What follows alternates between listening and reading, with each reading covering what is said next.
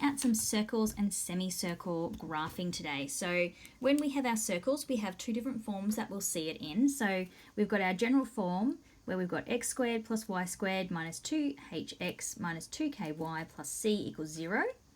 Then we have where we have it in the form where it has the center and the radius. So when we've got our x minus h all squared plus y minus k all squared equals r squared, we're able to then identify the center and the radius from that. So that's the form we generally want it in when we're sketching, because that means we can sketch it much easier. So if it's in that form, we're able to sketch quite easily. If it's not, we want to rearrange and use our completing the square to do that.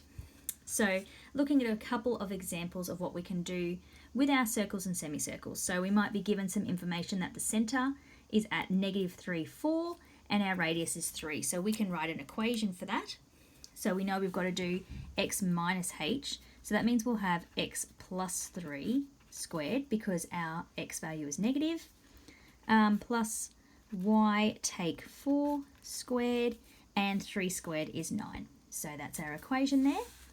We can also find the center and the radius from an equation. So the center here is going to be at 1, 3. And then our radius is going to be 2, because 2 squared gives us 4. We can also be given something like this, where we want to complete the square to find the equation. So first I'm going to group, I'm just going to look at the x's. So we've got x squared take 8x. So I'm just going to look at completing the square for that. So when I look at that, I know it's going to be x take 4 all squared. When I expand that, I know that it will be the x squared minus 8x plus 16. So I'm just going to work through a piece at a time. Then I'm looking at the y's. So I've got y squared and I've got plus 4y. So I know that that would be y plus 2 all squared. So that will be y squared plus 4y plus 4. Now I'm going to put that back, kind of put that back together here. So I've got this plus 1. I'm going to keep that at the end. So I know that I've got my x take 4 squared. Now I was only dealing with this part of it, so I know that I'm going to have a take away 16 to equal that out.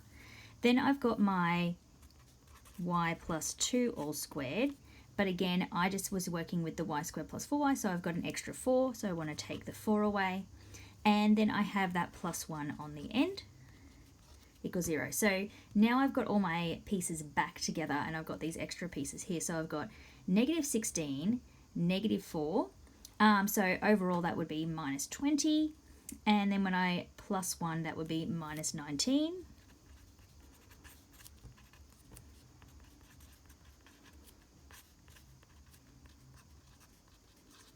And then I will take that 19 over to the other side.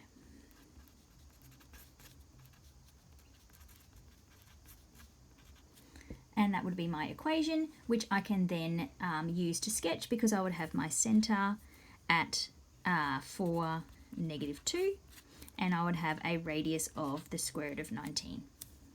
Okay.